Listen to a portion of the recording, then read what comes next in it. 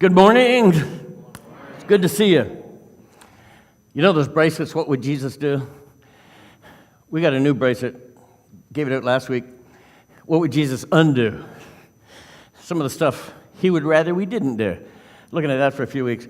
Does it freak you out? You come to church and most of the worship team's gone and you're sitting there.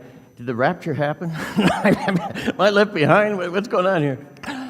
But we're glad you're here.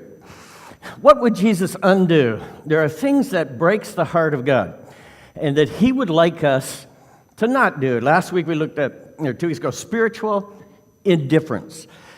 In other words, he came, gave his life, spent 3 days in the pit, came back up, defeated the enemies of our soul, death and hell. The Father has placed within us the same Spirit that he used to raise God from the dead. And then after all that magnificent gift, sometimes we're kind of, he would do away with spiritual indifference. We talked about, start off with an example of a guy who bought a very particular expensive gift, gave it to a guy that he had it personalized for, and the fellow left it. He didn't even acknowledge it, and when he flew out that next day, he just left it behind. And it was kind of indifferent towards this marvelous gift. And God sometimes feels that we might be indifferent towards the gift that he has given to all of us. Today, I would like to start with another story about a gift. And it's the type of story that you're familiar with. You know, some people think it's hilarious to get a big box and have people rip it open and another box inside and rip it open. And when they get down to it, there's nothing there. And their kids are in therapy now. They were ruined. But this happened to a guy accidentally. He bought his kids tickets to Disney World. And it was a big family trip, so he got a refrigerator box and spent $500 in wrapping paper, wrapped it all up, set it aside. Weeks before Christmas, the kids were foaming at the mouth with the excitement, freaking out. And then on Christmas morning, they left it till the last present so that they could build the drama. And then the very last gift, after everything was open, they ripped into the refrigerator box, tore it apart, and there was nothing in it. He forgot the tickets were on his dresser. It was an empty gift, and the family still gives him a hard time about it years later. Sometimes the point is that our offerings of worship to God can be viewed as empty, valueless, and not acceptable. And the Pharisees got into a discussion with God, and it was to do with the topic of worship. Thanks. And in this discussion, the context is the scribes and Pharisees had a bunch of rules about it. Let's read the verse. Could you take your bullet and insert out? Let's read that together. And if you would read it so loud you irritate the person beside you, that would be good. Got it? Let's read it together. Then some. You got it? Okay, let's read it. Then some Pharisees and teachers of the law came to Jesus from Jerusalem and asked, "Why do your disciples break the tradition of the elders? They don't wash their hands before they eat." Why don't they wash their hands before they eat? And they weren't talking about cleanliness. They had two categories of things, clean and unclean. And that was it, on and off, clean or unclean. You had clean animals, you had unclean animals. And you had clean dishes, unclean dishes. Clean way to wash dishes and prepare food, unclean way to wash dishes. You had things that if you touched them, they were unclean, you were unclean. Any bodily discharge was unclean. If you had a skin problem, it was unclean. If you touched a pig, you were unclean. If you kissed a pig, you were on Facebook. And so, touched a dead body, you were unclean. Now, the problem with that is that the uncleanness spread. It moved. And so, If a mouse, which was unclean, touched the cup was unclean. If you touched the cup, the mouse, the cup, and you were unclean. If your wife touched you, the mouse, the cup, you, and your wife were unclean. And whoever touched anybody, it spread all through everybody. So this unclean deal was a real problem because when you were in this state of unclean, you couldn't worship and you couldn't be in the presence of God. So they had ritual cleansing. And so before you ate, you had to hold your hands in a certain way. They'd pour twice on the right, twice on the left. Some sects had 3 and 3. And so you had to do it this way. You couldn't do it this way because then the water would run down your arms and make you unclean again. Then you had to do a different ceremony of cleaning. So they were talking about ceremonial or presentation cleanness in the presence of God. And some keeners would wash ceremonially, and then they would do it again between each course. So you're at Five Guys, and you wash before the hamburgers, and then you got to wash before the fries, and then you got to wash before the milkshake, and you go through this ritual, not so that your hands are clean, but so that you stay ceremonially clean. And so they are talking to Jesus, and they say, your guys don't follow the rules, and we made the rules, and you got to follow them. Isn't that amazing? The person who makes the rules thinks everybody else has to follow them. Is that why I was in trouble at school so much? Must be. Now, Jesus freaked out. He went off on them about this whole issue. And this was a long-standing issue between God and people that they tapped into. And so here's what he said in response. If you take out your insert again, the next verse, you got it, you hypocrites? And let's read this together, and a little stronger this time because I'm a lousy reader. You need to get your voice so that people can actually hear the verse. Read it with me, would you, you hypocrites? You got it? You hypocrites. Isaiah was right when he prophesied about you. These people honor me with their lips, but their hearts are far from me. They worship me in vain. What was starting here was something that was started before God and his people years ago. And if you remember the lady by the well in Samaria, she said, hey, Jesus, some people worship here this way, some people worship there that way. What's the correct way to worship? The worship wars have been going on for a long time. Tim, you're a pastor's son, and you're a pastor's daughter. Do you remember the worship wars? Yeah. Can we use this music and that music, and how do you do it? And here's the point about worship. As soon as I said worship, we tended to think of what we just did, spending a few minutes singing song and that kind of stuff. That's not the context of worship. And if you use that and you say this is right and that's wrong, you got a real problem.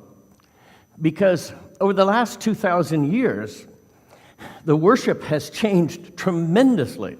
If you were back then, it was Hebrew. You know, it's amazing. I don't know how that goes. But anyway, the music was entirely different. And it kept changing and evolving. And then the Wesleys in the late 1700s, early 1800s wrote hymns that were bar tunes and put words to them, which you could get drunk on Saturday night and be singing, and you wake up Sunday morning and the church across the street is using the same tune, but singing a church's one foundation. And so music has changed all through the ages. And so you can't say this is wrong, that's wrong, because it's not the same anywhere. And if you travel around the world, it's different every place you go. And Aaron sang in a gospel group, which of course was a black gospel group, And she's 6'1", very white, and bleach blonde. And so, natural bleach blonde. And so, she was standing out front. But she got into the whole culture, and they would worship together. And she got invited to the homes and that kind of stuff. And their worship service was raucous. She come home, she says, "Dad, you guys don't even know how to worship here." Because they would rock and roll. And she come in here and she says, "You're dead, man." And so that culture worshiped differently. Our Spanish culture worships differently. The Anglo culture worships differently. And even in the Anglo culture, sometimes they think you should read a liturgy. You have to read a well-written poem which speaks of the glory and the majesty of God, and you have to speak distinctly and clearly, and when you pray, you say, "Our Father," and you change your voice, and you absorb the cognitive aspects of God. Some people enjoy the charismatic, and if you're not running around and making a noise and jumping up and down, it's not worship. None of this matters. The point that God kept making, and Jesus was quoting from Isaiah, is worship comes from your heart. All worship is acceptable if it comes from the heart. No worship is acceptable if it doesn't. And it doesn't matter which culture, which country, or which time zone you're in. It all is an act of your heart. If we think back on my kids, they used to sing and do stuff, and if they were to come in on Father's Day and start to make music, and they'd written a special song to me, and they were sitting there singing it, and I would say, no, you don't get it. Easy. No, that's not good. You guys are just standing here singing a cappella. If you're going to tell me how great I am, you have to have a band. And what I need is a guy in skinny jeans with spiked hair that's pink and blue. And it has to rock, or it doesn't count. Or I might say, no, you have to write a poem in a liturgy if you're going to tell me how great I am. That's a crock. They could come in banging pots and pans, but when they do it for Father's Day, and they just tell you, "We're glad," it's wonderful. You tracking with me here? God does not care of your worship style.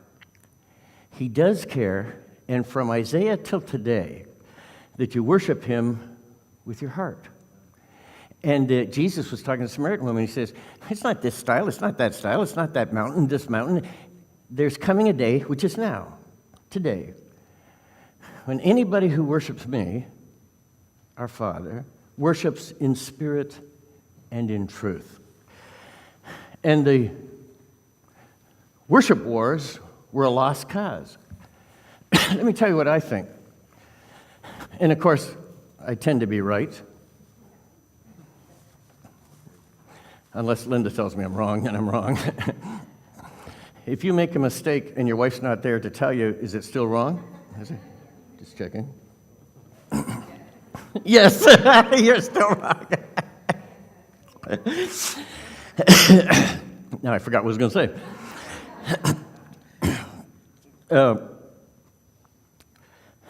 I really did forget what I was going to say.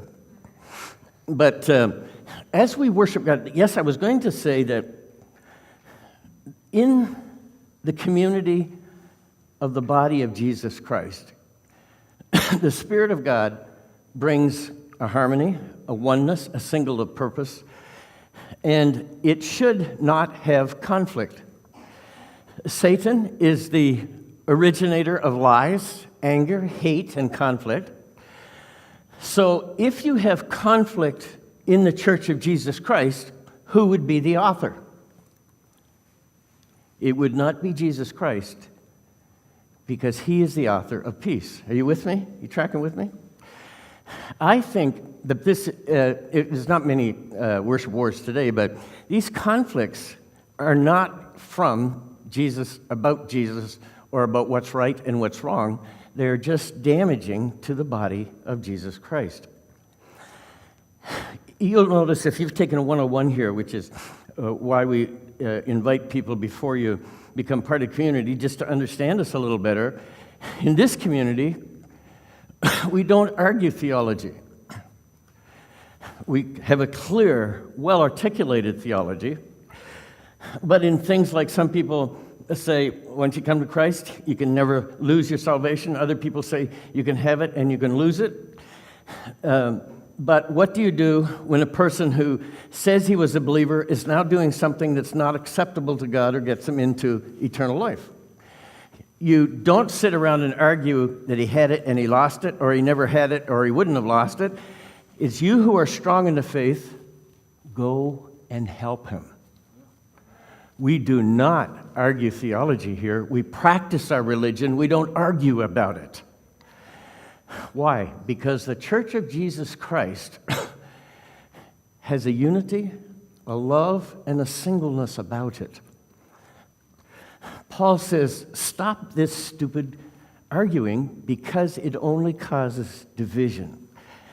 And when part of the body argues with part of the body, that's lupus, where the body attacks itself. So these conflicts have no place.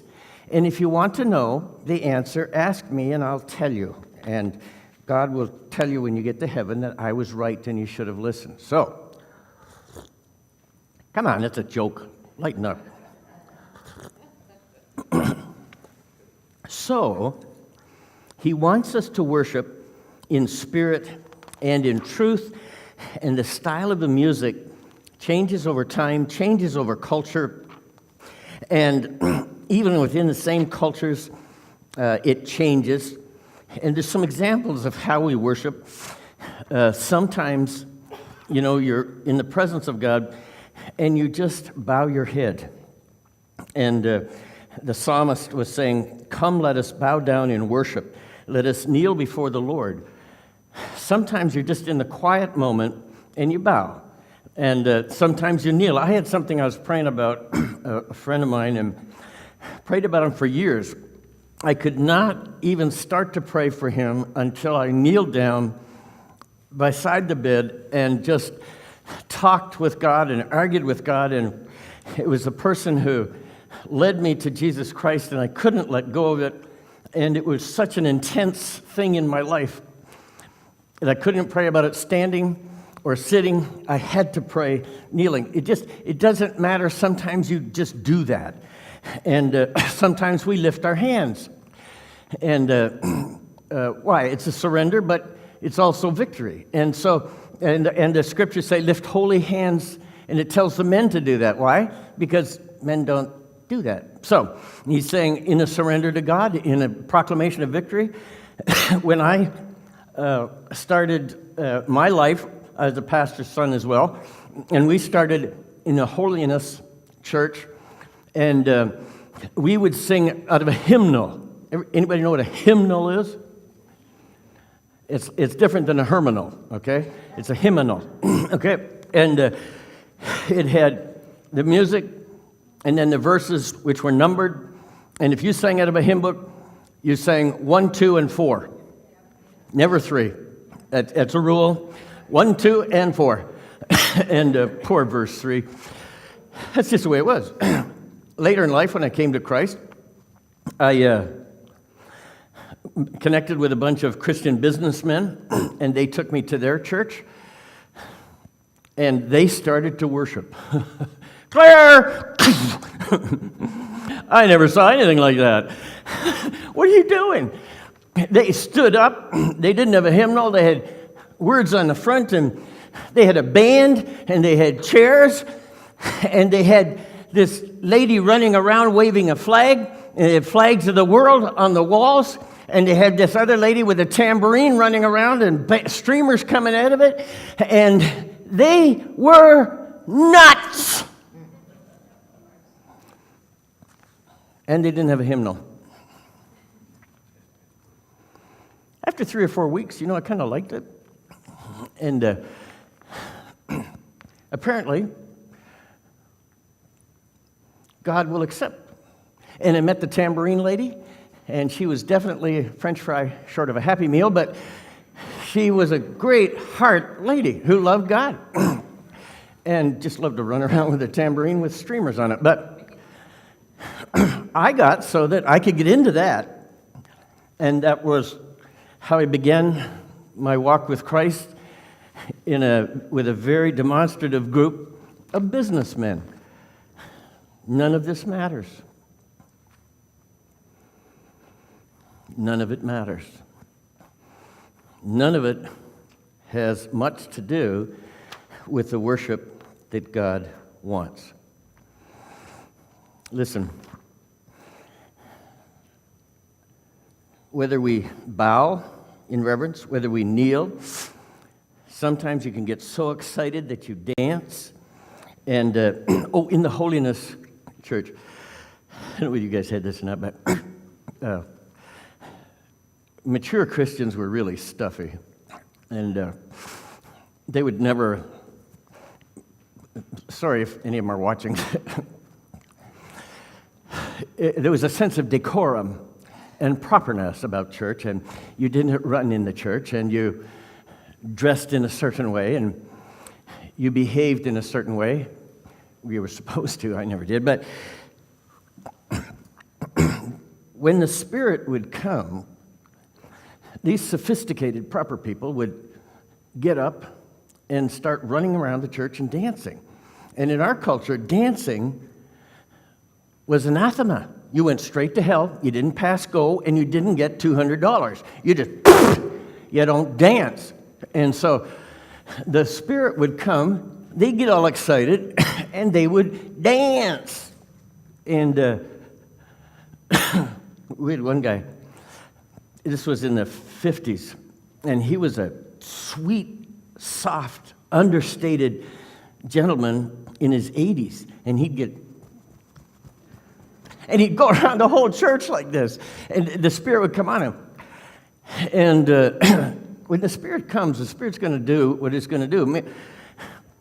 I don't cry, or I didn't, and it's just something that's, when my mother died and my father died, the 4 boys, 2 of us are pastors, one is a professor, one's a principal, and they were there, and not one of us shed a tear. It doesn't mean that we didn't passionately care for our parents, because we did. We had a very tight, loving family, but for some reason we were born without tear ducts, and it was just, we just didn't express it. And the worst thing happens to me when the Spirit comes, I turn into a sniveling slob, and stuff comes out of my eyes and my nose, and I just cry uncontrollably because the Spirit comes, and the Spirit is going to do what it's going to do, and you just got to give up because He is present. And that, when your heart connects with God in some way, that's worship. That's worship. And that's the worship He's looking for. And He said, you guys are worshiping me outwardly, but nobody's home. Your heart is disconnected. And so, in view of who God is and what He has done for you, the only reasonable response, according to Paul, is what? In view of this, Paul says, what does he ask us to do? What is it? Yes. What else? In view of His mercy, he says, it is your spiritual response is to offer your life as a sacrifice of worship. Your worship is your life. Your worship is how you live. Your worship is how you love. It is a cop-out to say, my worship is for 20 minutes on Sunday morning. Your worship is from the time you get up in the morning until you lay down at night. In Him you live and move and have your being. In Him He is the strength that carries you through. In and through Him you have power and victory over sin. You no longer have to give in to temptation. the Spirit of God that lives in you makes your life His life.